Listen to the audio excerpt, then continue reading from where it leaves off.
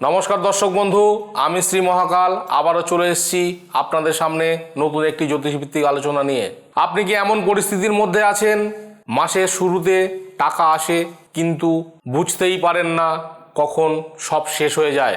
অনেক চেষ্টা করেন, করেও সেভিংস হচ্ছে না। তাহলে আজকের এই ভিডিওটা আপনার জন্যে খুবই গুরুত্বপূর্ণ হতে চলেছে।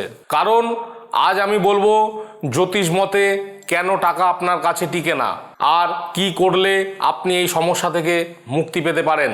অনেকেই ভাবে এটা শুধু ভাগ্য বা ইনকামের সমস্যা, কিন্তু আসল সত্যিটা হচ্ছে আপনার জন্মকুণ্ডলিতে এমন কিছু দোষ থাকতে পারে যার জন্যে টাকা এলেও সেটা আপনি ধরে রাখতে পারেন না। আজকের এই ভিডিওর শেষ পর্যন্ত দেখলে আপনি নিজেই বুঝে যাবেন আপনার সমস্যা কোথায়।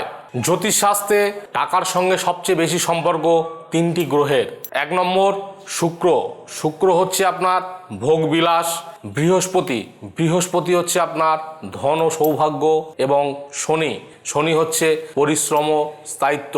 যদি শুক্র দুর্বল হয় আপনি অপ্রয়োজনীয় জিনিসে টাকা খরচ করবেন। যদি বৃহস্পতি খারাপ থাকে তাহলে টাকা আসার পরেই কমে যাবে।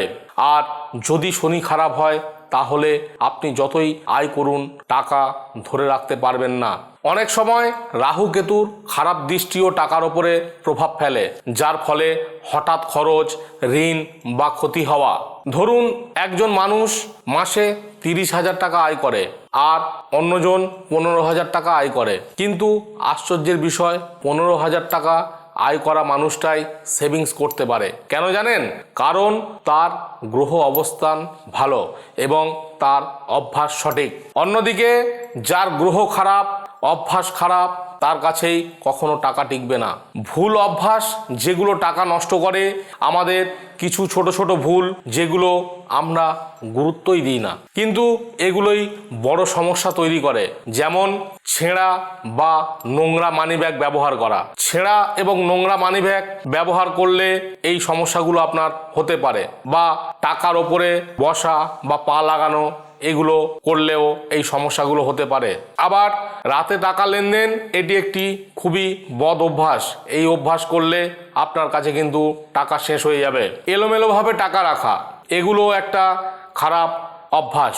এগুলো নেগেটিভ এনার্জি বাড়ায় এবং টাকার প্রবাহ কমায়। অনেক সময় আপনার ভালো অবস্থাও অন্যের নজরে পড়ে যায় এবং সেখান থেকে নেগেটিভ এনার্জি তৈরি হয়। লক্ষণ কি? হঠাৎ টাকা আসা বন্ধ, অপ্রত্যাশিত খরচ, বারবার আর্থিক সমস্যা। এগুলো হলে বুঝবেন আপনার ওপর কারোর নজর পড়ছে। আমি আজকের কিছু শক্তিশালী সমাধান আমি আপনাদের সঙ্গে আলোচনা করব। আপনাদের যদি এই সমস্যাগুলো থাকে তাহলে সমাধানের জন্য এই ক্রিয়াগুলি বা এই কাজগুলি আপনাদের করতে হবে। প্রতিদিন সকালে উঠে লক্ষ্মী মন্ত্র জপ করতে হবে। শুক্রবার পরিষ্কার পোশাক পরে পুজো পাঠ করতে হবে। মানিব্যাগে লাল কাপড়ে একটি কয়েন রাখবেন, সেটি মুড়ে আপনার পার্সে রাখবেন। শনিবার গরিবকে কিছু দান করবেন এবং বাড়ি পরিষ্কার পরিচ্ছন্ন রাখবেন, বিশেষ করে বাড়ির উত্তর দিকটি। এই ছোট ছোট কাজগুলি ধীরে ধীরে আপনার ভাগ্য বদলে দিতে পারে।